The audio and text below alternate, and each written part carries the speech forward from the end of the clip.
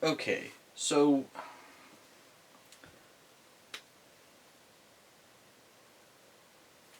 a lot of people already made this video, but I felt it was kind of important for me to express my opinions on Google Stadia. It's out now, and it's not doing all that well. Now, some people might think that I'm a hater. I want to see Google crash and burn, and that's not really the case. When Google first announced that Stadia was going to be a thing, I was intrigued. I was actually excited because I kind of miss those days of old when there were more than just three companies working on gaming. Now, I know PC is its own thing, but there's no official company that owns PC. Okay? I mean, sure, you could say Microsoft, but at the same time, there's a lot of other companies that are making PC rigs, and so they don't hold the market on PC, not like Microsoft does with Xbox, Sony with PlayStation, Nintendo with the Switch, and whatever crazy concoction they come up with next. Back in the day, there was Sega with the Dreamcast. Even Philips tried their hand at a console. You had the Neo Geo. You had Panasonic tried something with, consoles. I mean, there was just all of these different companies trying new things with consoles, and it was a crazy time in the gaming industry. And so, when Sega went out of business, it just resorted down to the big three, and it's like innovation kind of slowed down. So when Google announced that they were going to try their hand at the gaming market, give people a fourth option, I was like, cool. Might actually make Microsoft, Sony, and Nintendo try new, daring, crazy things to compete with Google, which is a massive, massive studio. I mean, Google's one of the biggest corporations in the world right now. So, why did it fail? It's time I got into it.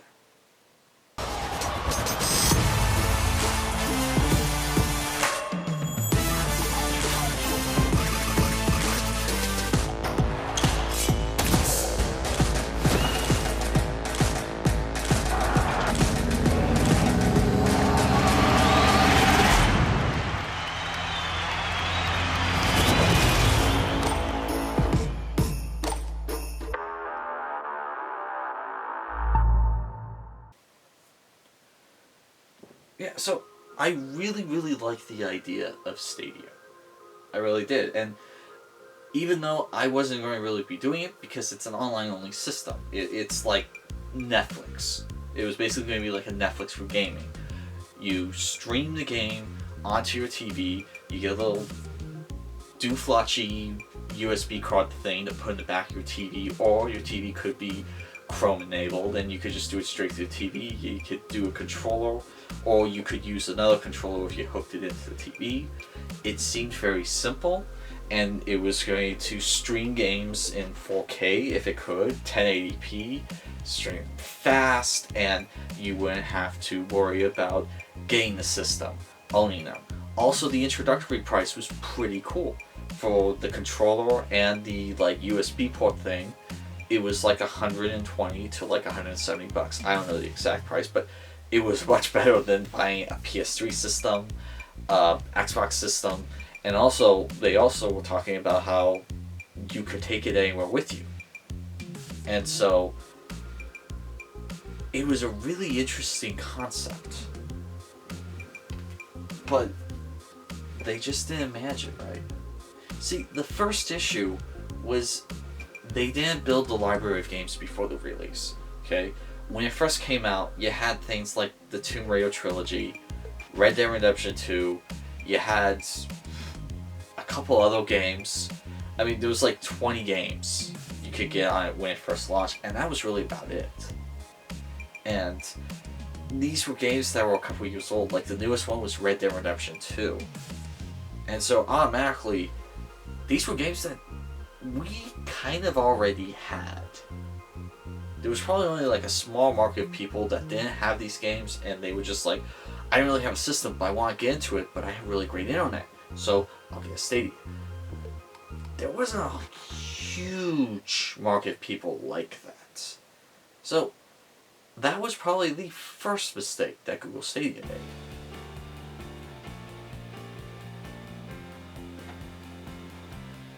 And the other thing that hurt was that a lot of these games, there wasn't really incentive to get them on Stadia when people could get them on like a PlayStation 4 or an Xbox One. Because on those systems, you're going to get a game you can play at any time.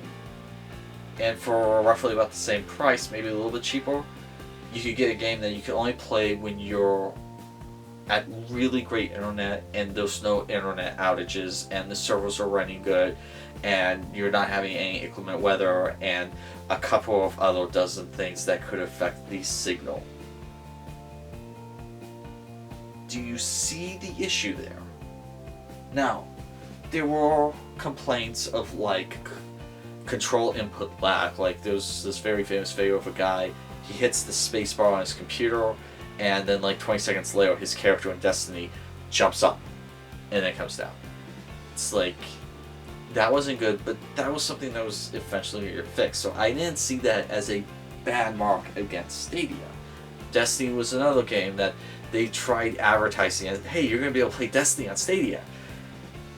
Like a week before they announced that it was going free to play on Xbox and PlayStation. So, yeah.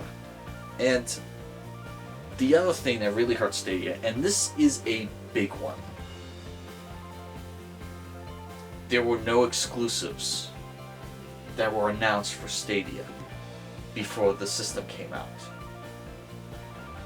Like, the only thing they had was a game called Guilt, spelled with a Y after the G, and it looked like an indie game. It's like, that's it? Something that looks like an indie game. Like, one thing is your exclusive for Stadia when it first launched. I understand games are slim when a system first launches, but you look at PlayStation 3, you look at Xbox 360, Xbox One, PlayStation 4, PlayStation 5, Xbox Series X, kind of. Those all had at least like 10, maybe a little less, games announced for the system that came out on day one. And then there were a couple others that were coming, like, yeah, Killzone 2 is coming for the PlayStation 3. It's not going to be released day one, but it is coming. Alright? Stadia didn't have any of that. They had one indie-like game called Guilt. And it wasn't a game that I think anyone went, oh boy, I'm going to buy myself a system just to play that. Guilt. I mean, like, PlayStation 3, when that came out, they had Resistance Fall of Man, which was like this alternate World War II take on what if we weren't fighting Nazis, we were fighting aliens. You know, it's like, when I first read that in Popular Mechanics, that was like a launch game for the PlayStation 3, I was thinking, man, if I had $600, I would buy one just to play that game. Okay? PlayStation 4, Killzone, Shadowfall, that thing looked amazing. Xbox One, you had Dead Rising 3 and Rise Son of Rome. PlayStation 5, well, not my personal favorite, they had Demon's Souls, which a lot of people were nuts about, but Guilt? Okay. I mean, if they were serious, they would have gotten like some old franchise that no one was caring about anymore. Like, could you imagine if Google Stadia announced they were doing a new Soul Reaver Legacy of Kain game? Like, not a remake, a brand new one. Die-hard fans would have flocked to the Stadia. Could you imagine if they announced they were doing a brand new Dead Space exclusively for the Stadia? A brand new Mercenaries game exclusively for the Stadia, a brand new Crysis. I know I'm naming off a lot of EA franchises, but EA's let a lot of their franchises die and go nowhere. So, but just, can you imagine if they announced like a really old game that people finally remembered. It's like, yeah, we're making a brand new Dino Crisis, not a remake, a brand new Dino Crisis for the Stadia. That would have got customers, not guilt. And they said, we're making more exclusives for the Stadia, but they didn't mention what they were. There was no Killzone 2. Like when the PS3 first came out, Killzone 2 was announced. It's like, hey, it's going to be coming in a couple of years. This is what you have to look forward to with the PS3. Not with Google Stadia. And so, the next really big problem was the double fine for the service and the game. So, essentially, initially you had to buy the service, which was like $30 a month. And after that, you had to buy the games individually as well. So imagine if you had Netflix, you paid the $8 or $10 a month to get that, and then every movie you had to pay for.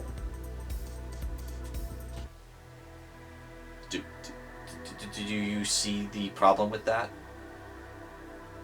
At all? Does anyone see a problem with that? I mean, I saw that day one when I found out about that Stadia. It's like, so are you trying to get no one to buy Google Stadia? Because that alone was probably like the big nail in the coffin. Alright? Either have the service and then have the games free, or have the service free and the games pay for. And I know, Google Stadia said, we are going to have a free service you can use. But when it did come, it's like, yeah, not many people are buying this now. You should have let off with the free service and then brought in the paid service. Kind of important if you want to do that. And like, they do offer free games with the membership. But the games they offer for free, it's just, there's nothing enticing. I mean, like Xbox Game Pass, they offered Outriders day one of release. They offered Gears 5 day one of release. Most of the games that are for free on the service, they're like indie games. There's a couple of big ones like the Tomb Raider games, but again, Tomb Raider games have been out for a couple of years, and it's like, yeah, I could probably grab a copy of that off the PlayStation Network for like $5. And you're asking $10 for it on Google Stadia. Yeah. So, no exclusives. Double fine for the service and the games themselves. Free games you get aren't really enticing.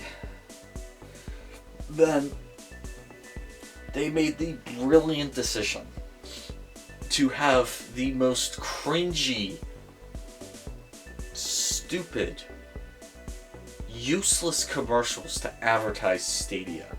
I mean, if you've seen some of these Google Stadia commercials, it really feels like someone probably got fired after they released these commercials. I'm assuming the conversation was something kind of like this. Got a minute? Hi, I only have a few minutes. I have career day at Danny's school, so I Yeah, it'll just take a second. What is it? Pizza guys, come on down to Pizza Guys. Be a happy, healthy fella. Have some sauce and mozzarella. A Pizza Guy. So? So, it's stupid. It's annoying. It makes people change the station. I didn't write it. But you bought it, you put it on the air 3 times a night during drive time.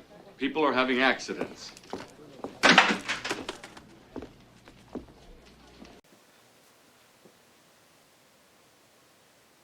Yeah.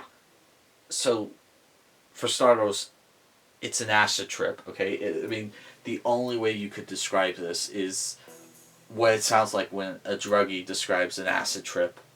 Alright? A really bad acid trip. They make no sense. They don't properly advertise what they're selling. It's a lot like the wheeled baby PS3 commercials that they were releasing when the PS3 first came out. They made no sense, okay? No one wanted to get them. Alright, and then plus, they have the lead musician from James Corden's late night talk show in the commercial. Like, I don't know if he is a gamer himself, but I didn't know. If he is, I didn't know that. Okay, like, I would have understood if they got, you know, like one of the lead defenders like Jade Raymond in the commercial, or maybe like a notable celebrity who is a huge gamer, you know, like maybe Henry Cavill. Okay, that would have made sense. He's a huge PC gamer. Why not have him in the commercial? Well, he costs too much. But I mean, it would have made more sense than having the lead musician from the James Corden show. Good job, guys. And seriously, like, I'm sorry I'm even using the footage during this video, but I just need to show you how cringy it is, how bad, how pathetically bad and cringy these commercials are. I mean, if I was at all interested in getting Stadia, after seeing these pieces of crap ads, yeah, no, there's no way I'm getting Stadia after forcing me to suffer through these ads.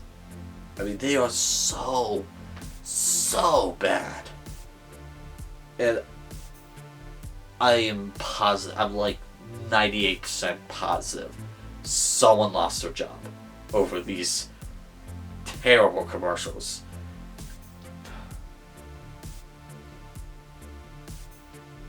And then the final nail in the coffin was they gave up on making exclusives. They had started a couple of studios to make exclusive for Stadia, and they got a lot of great talent. They got ex-Visceral Games talent, they got Jade Raymond in there, and they just one day said, okay, yeah guys, so we're just shutting down your studios. You're not working in these games anymore. And so, I know people like to say, it's not exclusives that sell systems. Yeah. Those people do not know what they're talking about. Because yes, well, Game Pass is what you stay for. It's not what you come to Xbox for. It's not what you come to PlayStation for. You come to these systems for the exclusives. I went to PlayStation 4 because they had exclusively on there No Man's Sky.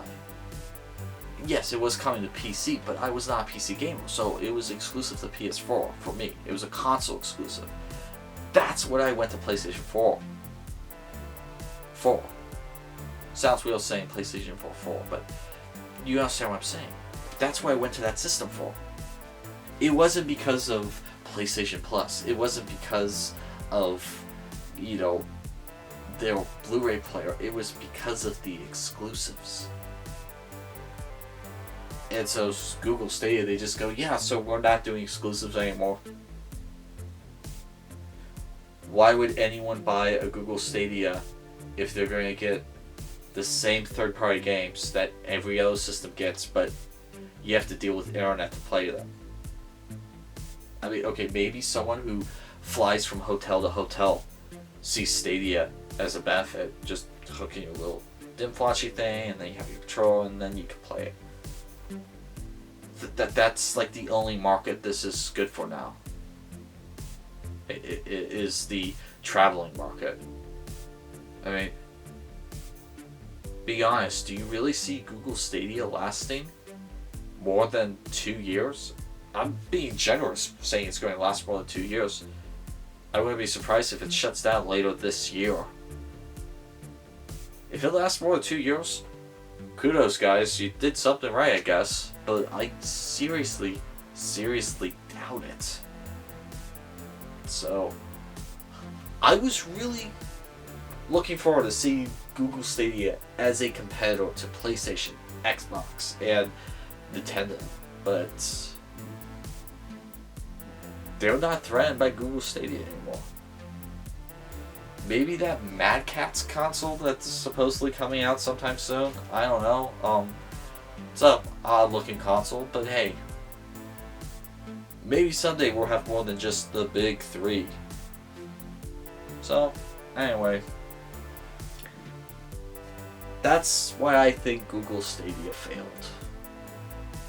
Maybe there was something I forgot to mention that you feel was the cause of it failing. In the end, it's a shame that it did fail. So, I'm Chris with 11th Hour Reviews, and unfortunately, that's all for the Google Stadia probably.